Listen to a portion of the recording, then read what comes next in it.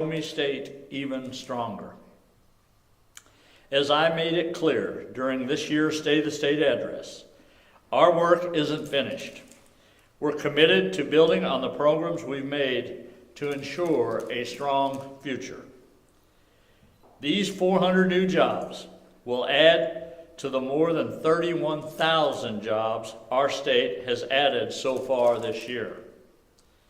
And that's on top of over 83,000 new jobs added and more than $3 billion in business investment last year. As you can see, companies are choosing Missouri, thanks to our inviting business climate and our focus on workforce development and infrastructure. Our unemployment rate remains historically low at 2.8%, well below the national average. And these investments from major employers like Clayco are encouraging signs that our hard work to strengthen our economy is producing real results. Results that are creating jobs, improving lives, and making a real difference for hardworking Missourians, not only in the St. Louis region, but all across our great state. And we are not done yet. Today, we congratulate Clayco on its success and thank Clayco founder Bob Clark and all those who have helped make this exciting announcement a reality. Now, I will turn it over to DED Director Michelle Hadaway to say a few words. Michelle?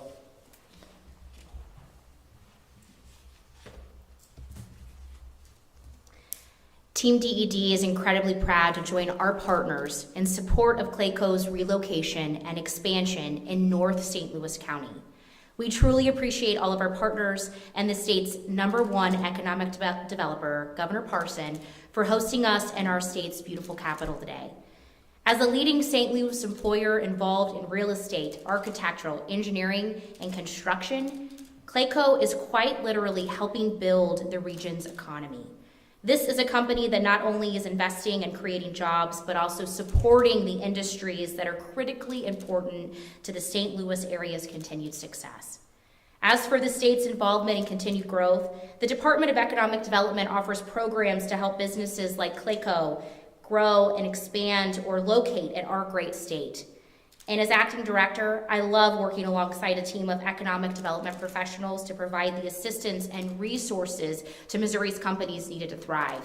Companies just like Clayco and today's exciting project announcement, bringing with it an investment of $50 million and the creation of 400 new jobs with really, really great wages, is an incredible story that Team DED is proud to be a part of. At DED, our mission is to improve lives by helping Missourians prosper. And your mission is the art and science of building beyond these walls. We're excited to watch your new ideas, creations, innovations, and transformational solutions help us do just that. Help our fellow Missourians thrive in the St. Louis region and beyond. Congratulations once again, Clayco, and thank you to all of our partners who helped make this project possible. It's now my pleasure to welcome the founder and executive chairman of Clayco, Mr. Bob Clark. Thank you, Director Hadaway, and thank you, Governor Parsons. Thank you so much. The governor made this easy for us, and it was already an easy choice. We love Missouri. We started our company in Missouri 39 years ago. It's just been a tremendous place to grow our business. Today we have projects in 45 cities across North America, and I can absolutely say that Missouri is the easiest state to do business in. Our employees want to be here, they want to stay here, and we've been having terrific success recruiting people to the state of Missouri. It's affordable, it has a diverse economy, it's a welcoming community, and we could not be more excited to be growing our platform in the St. Louis region and in the state of Missouri. So once again, thank you, Governor Parsons, for making this happen. Thank you, Robert. Well done. Well done. Well done. All right, questions?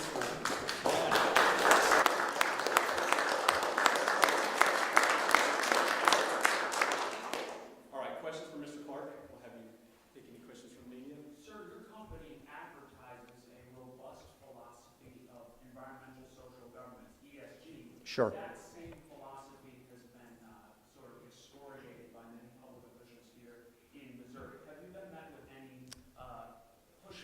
No, I don't. I haven't felt any pushback. I think when we talk about ESG, we're talking about safety, we're talking about inclusion and diversity, and we're talking about obviously doing the right thing for our children and our grandchildren, and also being authentic about it. There's challenges with everything we're trying to do with our environmental work, but we are staying steadfastly committed to the science, but of course we have not had any pushback from the state. No.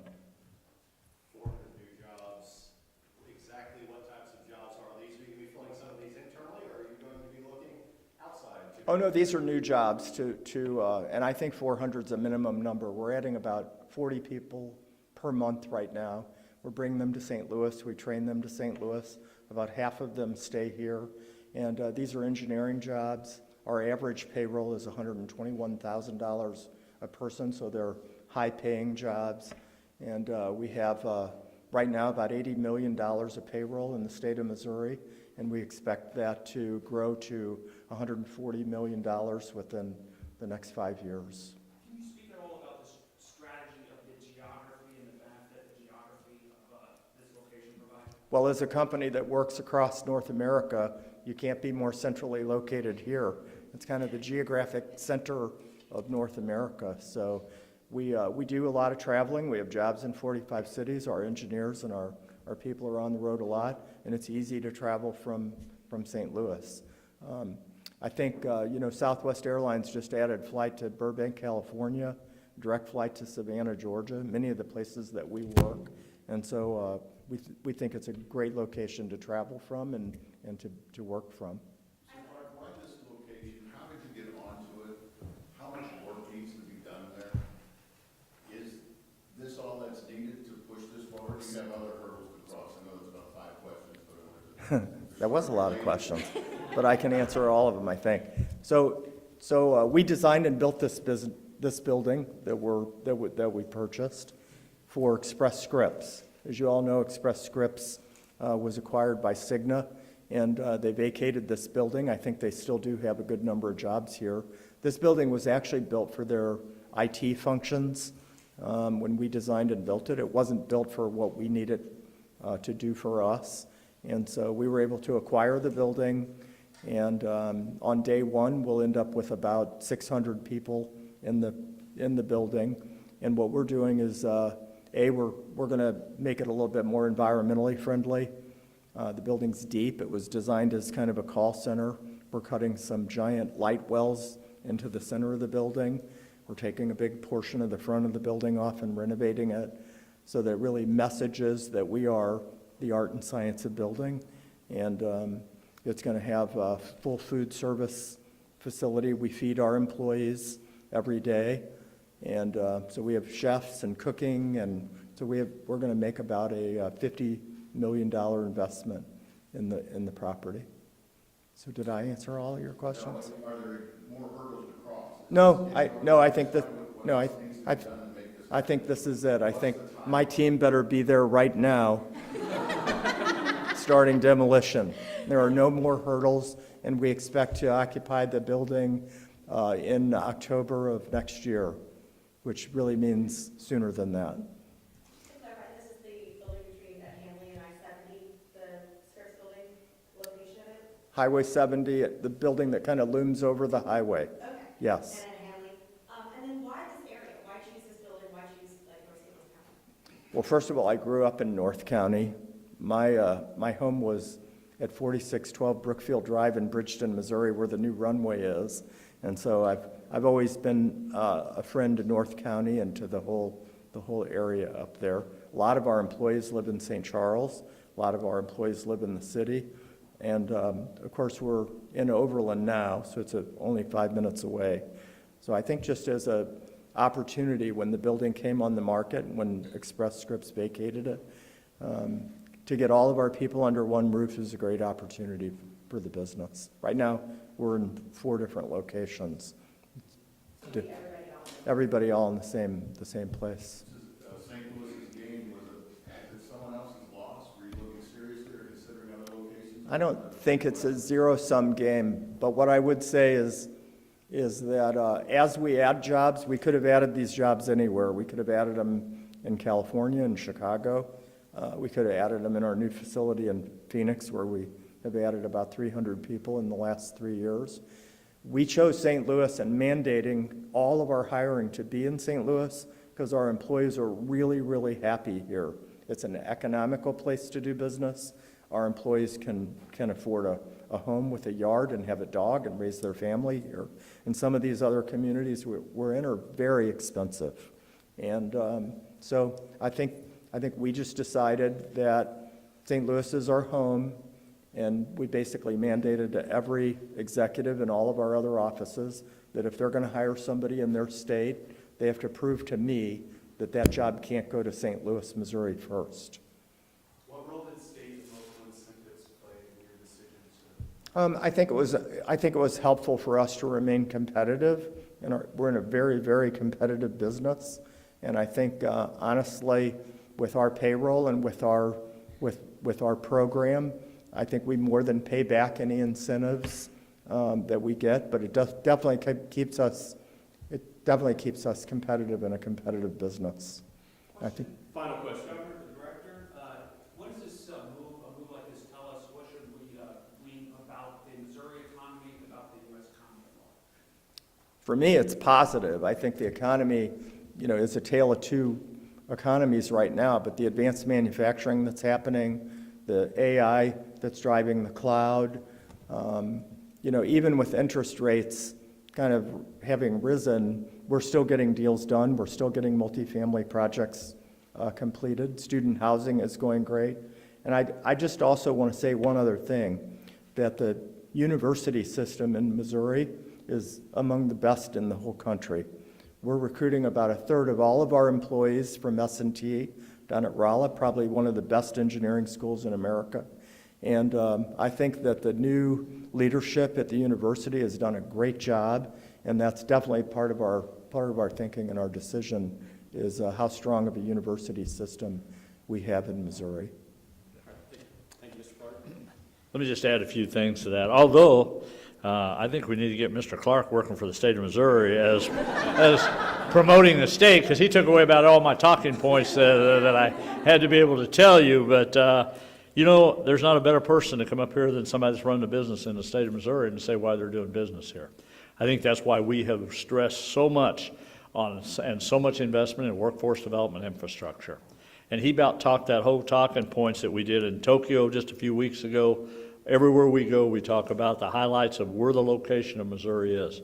And when you look at Missouri, number one in the United States right now for the low cost of doing business, number two in apprenticeship programs, number four in manufacturing, number 7 in aerospace and automobile industry. We've never been in those categories before, and I'm telling you, people are looking at our state, they're wanting to do business here, and Mr. Clark is just a perfect testimony of why it's there. And I will tell you from years and years of experience, Missourians are hard-working people, and people want dedicated, hard-working people in their states to be able to do that. We're just thankful here today. We're talking about his investment, about Boeing's investment this morning. Actually, me and Michelle was at a dinner last week in Kansas City. $1.5 billion investment, another one that we have a good shot at getting. We're in competition with a couple other states, but these are the kind of things that are happening in Missouri that's never happened before at a time like this. So I think it's a lot of things put together, the groundwork we did at the state government, partnering with the private sector, and making sure you're getting kids ready for the workforce of tomorrow. Yep. All right. Questions for the governor? Governor, especially in terms of St. Louis, it has such a perception now of really struggling as a place that needs a boost, especially in the city. Yeah. Crime and everything else, and we've been there talking repeatedly about those issues. Employment, the loss of major employers in the past couple of decades. Yeah. NFL football team, all of that rolled into one. What do you see in St. Louis, and what does an announcement like today say about what's going on there, what reality is? Yeah. Well, look, for the state to do well, St. Louis needs to do well. Let's just be honest about it. Anytime that any segment of the state, whether it's Kansas City, whether it's St. Louis, whether it's rural, you want all areas to do well. I know that from a government when everybody's doing well, the entire state does well. Does St. Louis got to work through some things? Yes, and I don't think there's nothing that we're going to discuss today that we don't already know about. You got to do something about the crime? You do. And it looks like to me they are working on that with a new prosecutor, a new chief of police. But we have to turn the image of St. Louis around when it comes to crime. That is the number one obstacle whenever we talk about the area of that region of the state we have to talk about when we go overseas or anywhere else. It's just the truth of the matter. But I also, it's so important to me that you have to understand, is there problem spots there? Yes, but that's not the whole St. Louis region. St. Louis region is a huge hub for our state. When you look at the plant scientists, for example, one of the selling points we have, the largest congregation of plant scientists in the world are in St. Louis. You got the NGA, you got Boeing, you got Mr. Clark and his company. I mean, there's a lot of good things going on up there too, and you got to make sure you focus on that also. But St. Louis is always going to be a hub. It's a big city, and there's going to be people wanting to go there for many reasons. So, do we got some things to do? Yes, we do in the state of Missouri, but there are things I think we can start to get a little better at than maybe what we were once upon a time.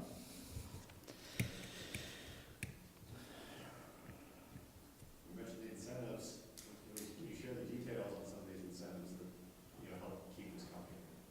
Well, I think you got to be, when it comes to incentives, and the director maybe can discuss some of that for what it is, because, there's a couple of big packages today that went out with Boeing, and we're helping these small companies. But I will also tell you that there are so many small companies here that you got to be competitive. Sometimes we talk about the Boeings of the world and the $1.5 billion investments, but that's not really what makes Missouri go. It's the small businesses that make Missouri go all over this.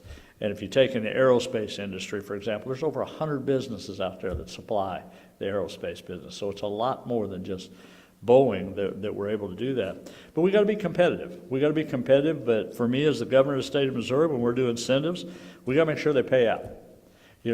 Are they focused enough to make sure that Missouri taxpayers get a return on their dollar? But when you start talking about adding 400 jobs, you need to pay a little attention. And you're in a competitive world right now. States compete against each other every day. And I say this to me, I'm competitive as anybody governor out there, I can tell you that right now. And I want my shot to beat them other states. But it's competitive out there. But there is a point where you got to say what's really good for the state, what's really good for the taxpayer. And as I say to many businesses, it's about a partnership. And I would say that right today with Clayco standing right here. I want to make sure what our package that we do on the state level is a partnership with his, where we both can succeed. Not one or the other, but both of us can succeed. So that's important to me. I see you're using the Missouri Works program, but to that point of that question, what is the value of the incentive package? Yeah, let me let the director talk to you about the numbers. She'll know that, David, more on that, on some of the other ones. Final questions for Governor Parson before we turn it over to the director? Yeah, because I'm not sure I'm going to come back if you don't. We got it.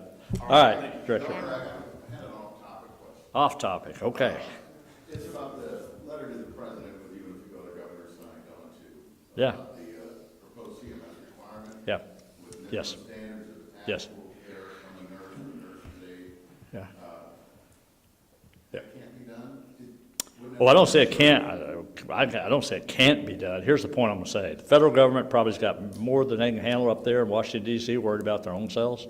I think worrying about how we run nursing homes here in the state of Missouri is not where they need to be. I think the state can regulate that. We can do a good job of that. And frankly, we always have to be able to do that. So I think sometimes when the federal government tries to make a policy that's good for every state in Missouri, it's normally probably not that great a policy, especially when they're going to try to regulate how many people can go to work and how many people can't in that industry when we're trying to recruit people now. So I think for us, I get the point they made, but we need to let states need to run the nursing homes, not the federal government. There's not enough staffing there to be able to do it. Oh, I'm not saying there's not enough staffing. Again, I'm not supportive of any of the action or any of the material that they sent. I mean, the federal government a lot of times overstates things, and they're not here in Missouri, and we are. So I just feel like I think it's best for us to take care of those things on the state level. I think we'll do a lot better job than what they will. Thank you. Director? Yes. Okay, let me get my notes out for y'all because I know you've got some questions, okay?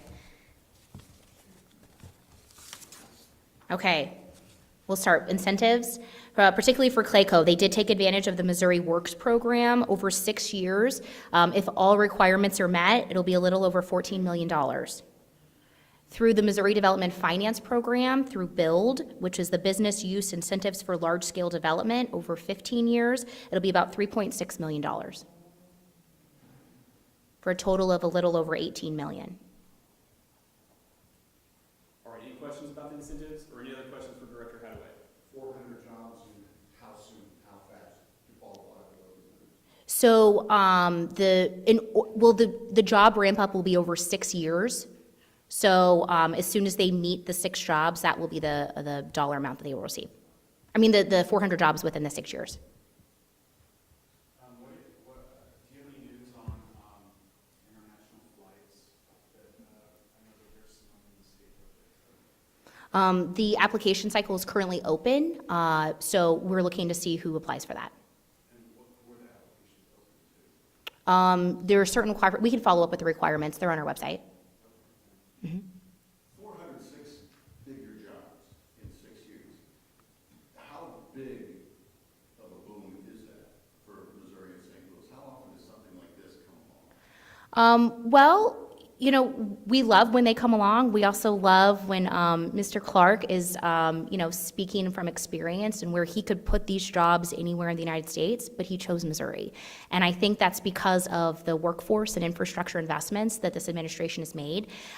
So we love when opportunities like this come along. We love for businesses to brag about the great things that Missouri is doing, and we love to be partners that'll see them through that. But comparatively, this is up there.